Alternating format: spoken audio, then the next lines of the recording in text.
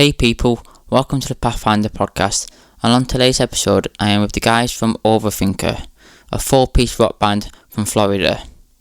On this episode we talk about how the band was formed, power of networking, mental health, future plans and lots more.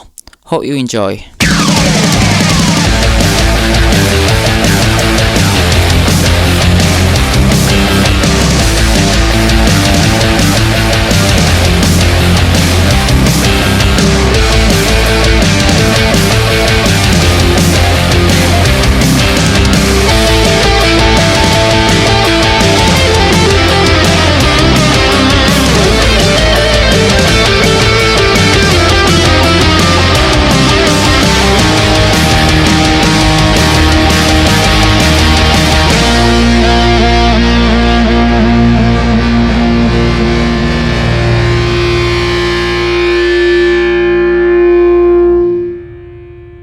Hey guys, how are you?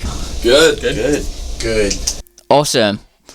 Tell us about yourselves and the band's history from the way you began up to where you are now. So Tony started a band called The Year I Disappear when he moved from Vermont to Florida, and he kind of just got a bunch of people together to do that, and then Glenn and I met him through the internet. And I came up here for shows all the time, and Glenn used to live here previously. It's a whole thing, but long story short, that band ended.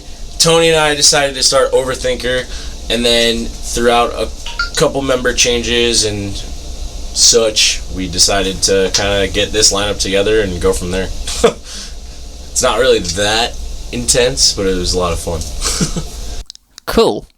So I guess you got a good scene around your area, you're hanging out and networking, and obviously it's come to work. Florida's got a good scene for sure. This band has basically, it's just like a culmination of a bunch of bands. Yeah, this honestly. We've all been in at least 5 bands, so. Some with each other, some not. Yeah, so this is I met Will when I was 10. Oh yeah, that's actually true. Nice. It reminds me the Ghost Inside, because they're a band that I'm really who I like a lot, and they're a band from different bands over the years, and now they all come together and they're in that one band together now. They just played their comeback show, right? A month ago or something? Yeah. Yeah. Very cool. It's just good for that. Incredible. So yeah, I was lucky enough to hang out with Chris in November when I was in America. He was we were all in separate teams, and lucky enough Chris was in my team, so I got to know him during my time in America, and he was the most down to earth, nicest guy in the world. And obviously I just spoke to him mad respect for you guys for what you've been through, and you're still going. It's dude, that drummer still rips it. It's so I cool. watched the video and I was there wasn't one miss hit on his kick drum. It was just full on flawless. I'm drummers have no excuses now after that. All my life, been searching for something. Amazing drummer. It's just inspirational band, to be honest. Yeah, very inspirational. Engine 45 is one of the best songs ever. For each of you in the band, what started that music for you guys? That's a good question. What started music for me individually? In middle school, my friend told me band class, all we did was sit around and watch movies. So the next year I signed up for band class, and then I found out I actually love music. So since then I've just been learning instruments and then trying to play with other people. But if he would have never told me that we just sat around watching movies in band class, I never would have signed up for it. So that's fun. You never even told me that. I didn't tell you that? Yeah. No.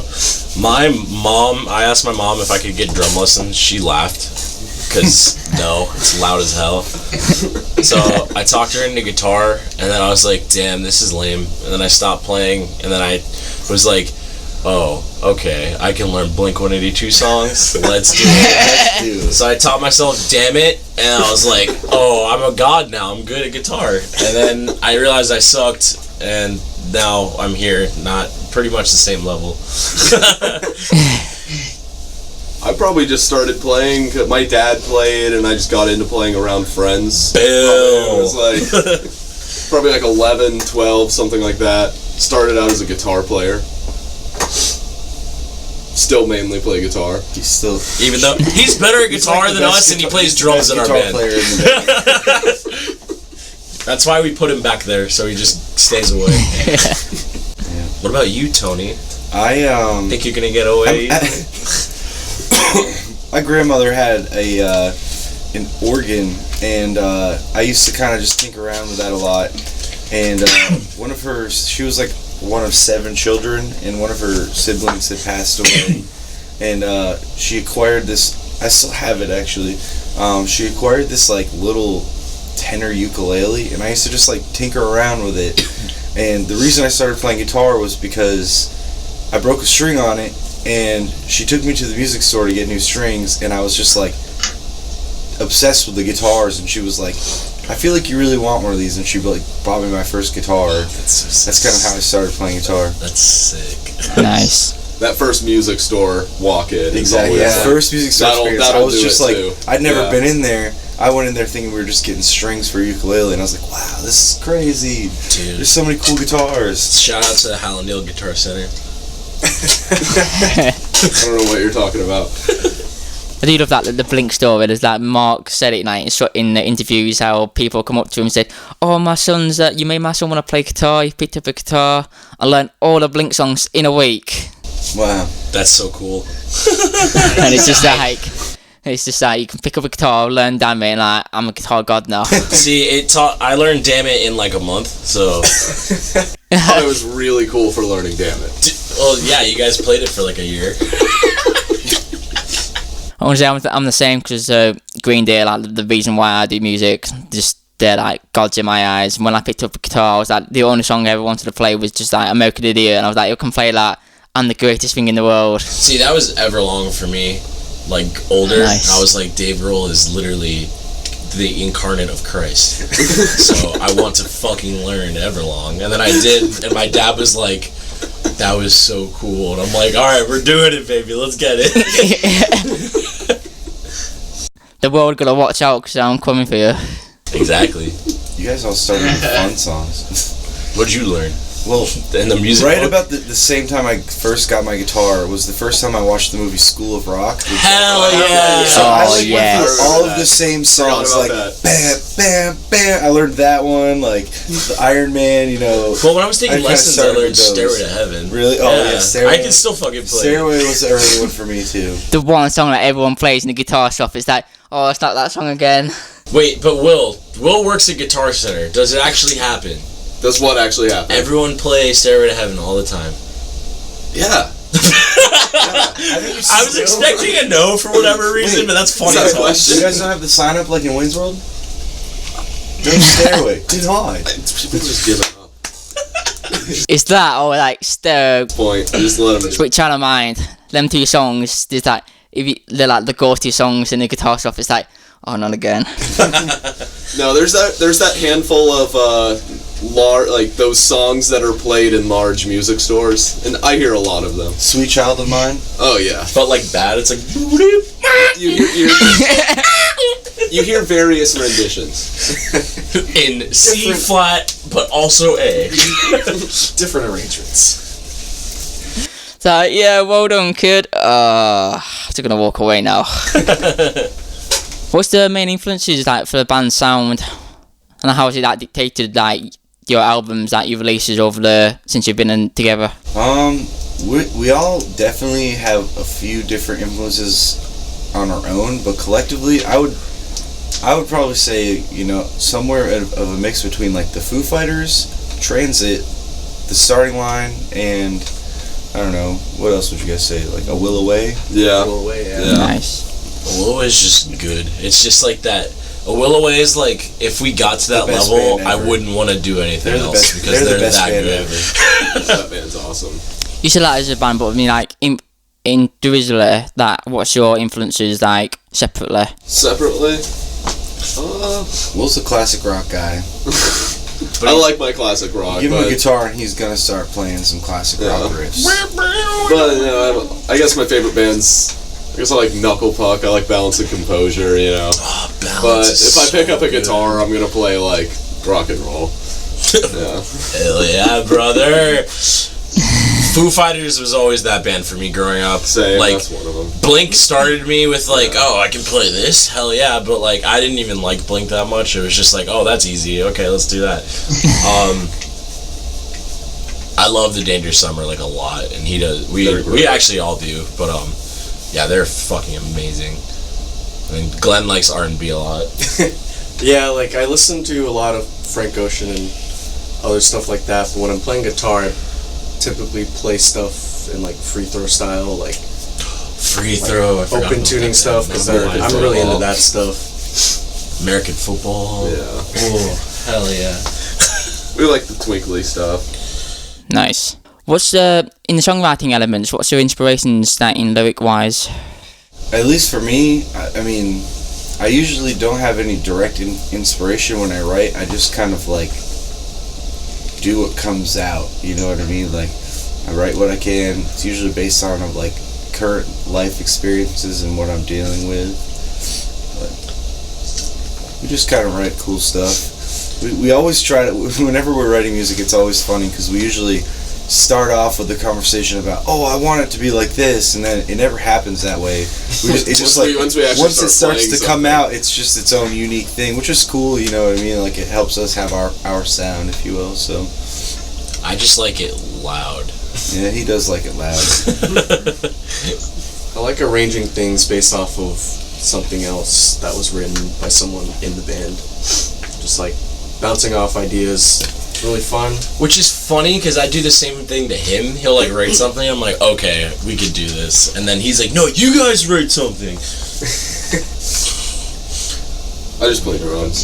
I just hear. Does that dictate you like in a direction when one guy's got like some sort of arrangement or inspiration, and does that lead into like a certain way you're gonna write a song or sound wise? Yeah, definitely. Yeah, if you're stuck like writing, coming up with stuff yourself, it definitely kind of helps just to kind of toss it back and forth, and everyone else will kind of have somewhere to take it, rather than you just sitting there thinking like that idea is not going to go anywhere. See, I'm bad at that because I'll write something at home and then I'll be like, God, it's not good enough, and I'll bring it in, and then they're all writing, I'm like, okay, that's fine. And then I'm like, oh, I have this, and then I'll just like shit something out, and they're like, oh, we can work with that. I'm like, no!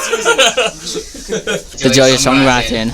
Moving on to like social media and content, how important for you to keep something fresh or like keep content relevant, like fun, to keep people coming back to your stuff? Cause I've seen that you're doing some stuff on YouTube, some videos, something like some fun stuff. So is there like, do you think about certain things to make it fun for people to watch? Yeah, we try to stay with the meme culture, just because it's like just to make everything as entertaining as possible. Like we did, like for our music video, we did the first one for Natural Disaster, which was more of like a serious video dealing with like anxiety and depression and like not wanting to leave the house. And then the second video, like Will almost threw up and I fucking licked the bean in Chicago. So like we're trying to be like, hey, like I know we kind of came off on a serious note, but like we're fun, I swear. It's true. And then I post a bunch of bullshit on social media and start beef with our friends just because it's funny. You just know what's going to trigger them, so you just say something and it's like, boom, got like 20 people having a go at me. I said, you got triggered. I realized when you're promoting a show, you have to put a bullshit meme in front of it for it to get noticed. So I posted a show flyer and posted Big Yoshi, and it got like 150 likes, and I was like, okay, this is what I have to do. Yeah. It's that social media algorithm. Yeah. I mean, people get pissed off and they're like, oh, like, bit of a dick thing to do, or you whinging, but then again, it's like, but you're talking about it, so in a way that means you're telling other people on social media about it, that means you're getting to a wider audience, so what I've just done is piss you off, but it's worked, so... Yep, you have to do it to like the general, because if you're just like, hey, our record's coming out, it's only like, as like a smaller band, like people in small bands are going to see that. But if I shit post and I'm like, ha, bro, we're fucking dropping shit, what's up? Like, look at this meme, and then like it opens the avenue to everybody, which I love about it. Granted, the algorithm's kind of annoying because like you have to like pay and all that stuff, but I completely understand it, and that's kind of how everything's going now. But you know, you kind of have to get with it. Yeah, I know people that done boost likes and stuff, and that seemed to work, but boost views. But obviously, people do lands, some people do memes, and like you said, you have to get with the times. If you don't like it, then you're left behind, and you're the one who's going to be suffering. Oh yeah, you can't just click, like, a lot of people just think you can click go, and it's just like, it's boosting. No, you gotta stay on top of it and keep sharing it, and then these people need to share it, and then blah blah blah blah blah, A, B, C, D, E, F, G, and then it blows up, and they're like, oh, okay, that worked.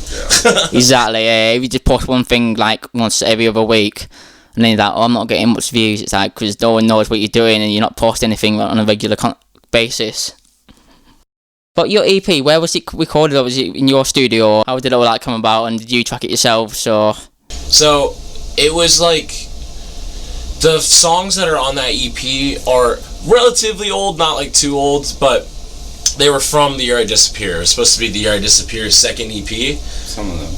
But then some of them, yeah. But then we decided to like just revamp everything, and the members changed, and we changed the whole sound. So Tony and I primarily sat down and just reworked everything, rewrote a lot of the lyrics. I rewrote a lot of the leads with him, and we kind of just made it more, gave it a little more oomph than like anything. So it kind of opened up a lot of avenues so we can find our sound and like what we actually want to sound like, which was really a fun experience, especially getting drunk and just doing it in Tony's house. It was like super fun, and he knows what he's doing. I don't really know what I'm doing. He was just like, oh, just click this button when I'm singing. I'm like, okay, that works, sold. And then our buddy John Dello Iacano, he mixed it for us, mastered it, and he did a great job. Nice. So what was that, the lyric content in that? You said you're going back and forth, like rewriting your stuff. What was the main subjects throughout the EP and stuff?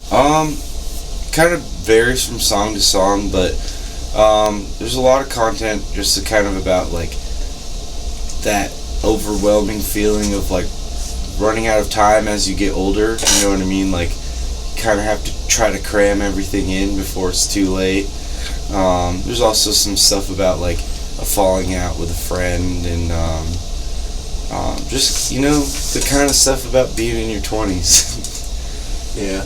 Dealing with anxiety, dealing with, you know, moving on from things. Cool. So do you guys like deal with suffer with all like anxiety, like mental health issues? Yeah. So how do you go about like, being, obviously you guys perform and obviously getting on stage is quite nerve-wracking as it is, so how do you guys go about just like trying to not think about that? To be honest, at least for me, I usually, like, I'm sure they'll agree to it. Sometimes, like, before we play, I'll personally sometimes get a little in my little zone. I have to kind of do what I gotta do. But usually once we get into like performance mode, like right when we're about to play, autopilot just kind of kicks in, and it's I just all kind good from that point. Yeah, we're just like, I don't think about anything. That's kind of like what I love about playing music. Is you can kind of just like disassociate from like anything that bothers you when you're playing music, you know. But not in a bad way. Yeah, not in a bad way. Just like, hey, let's just like not think about things that suck. Let's have fun. Yeah, exactly. I'm a very nervous person, and like only for like certain things. So every time we play a show, I'm like very on edge before we go on. I'm just like, okay, let's get it, let's do it. And then as soon as I strum that first note, I'm just like, all right, motherfucker, we're in this bitch. Yeah, I'll second. I'll agree with that, because I've been in a few bands when I was younger, and you get on that stage, you're a little bit nervous, but as soon as like the drums start kicking, that's it. You just jump around for the next half hour like a madman and just forget about life and just love it, and then it's just, so that's what I love. Like I said, power of music. It really is. Yeah, man, it makes working your shitty job and all that worth it sometimes. Definitely. So how was your friend helped you with the EP and stuff? So how did you know him? He's actually a friend of mine. An older band I was in back when I lived in Vermont, we actually recorded a record with him, and him and I just, like, we really hit it off. We became good friends, and we stayed connected ever since. I mean, that was almost 8 years ago. So, nice. He just, he's a good friend of mine, and I had hit him up. I was like, look, we're recording our own record just because we want to kind of, be able to just save some money, because, it's very expensive to afford to do a lot of the things we do. So we were just trying to be as, smart with our budget as possible. But I was like, look, I would kind of feel more comfortable having someone else mix it. I don't really want to mix my own record. So we talked to him, we worked out a really great deal, and he mixed it for us, and it was awesome. Nice. It's all about networking, because I've done like a few like recording, mixing gigs, and it's just through going to gigs, meeting people, and just making friends. It's all it's about. Like paying adverts on Facebook and expecting to get work. You might work, but there's a better chance that you're gonna get work through actually meeting people. People actually know who you are. They know you're a cool guy, and then you can send them some work, and then it goes from there. Yeah, definitely helps a lot. There's a very real saying where it goes, it's all about who you know. Yeah. And Oh yeah. Networking, getting to know people, being friendly is so important. I always think it's funny actually when I meet people in bands or whatever industry it may be, and they tend to be standoffish and try to think of everybody as competition. It's like you're just kind of digging yourself deeper and deeper. You're not really building any relationships. You're not gonna be able to grow past where you are if you're like that. Yeah, that doesn't help anybody. Definitely. It's that old guy. You might take my clientele. I can't talk to you and stuff. It's like, if we work together, and then you might be like, oh, I've got some edits that need doing, I haven't got time, can you help me with that? And it just goes from there. Exactly. Rock music ain't a place for rock stars. Definitely. Like with obviously there's always talks about good and bad points about streaming, but obviously since you guys released music, has that helped you like wider your audience with like Spotify algorithms, playlists and stuff? And obviously that can fans from around the world might randomly spot your band, so has it helped you guys a lot? Seems to be. We try to keep track of the statistics for Spotify. The platform we had uploaded our EP through, they kind of let you have a little profile you can log into and check the statistics, and it's pretty cool seeing a lot of stuff go on to random playlists and like the Discover Weekly for people and the radio thing. We never really put a lot of we didn't really try to spend money to pay to get on any playlists or anything like that. We're just seeing it kind of happen organically, which is pretty cool. Definitely, we were a little surprised at first with the amount of people that listened to the EP when it first came out, and it seems like people are still listening, so we're not complaining. Nice. Streaming just helps a lot more, because I remember back when you used to have to just put all your band's music on either YouTube or Bandcamp and somehow get people to stop what they were doing and go over to that and download it, and that never happened. Getting the fucking giant thing of CDs at Walmart. Yes, so being able to have all your stuff on Spotify and Apple Music, the streaming service that everyone listens to whatever on, it's so much easier for them to just okay, throw it on their queue and hear your stuff. Exactly. Yeah. Convenience. So what's the... Say again. Just convenience. Just literally the word convenience. Convenience, period.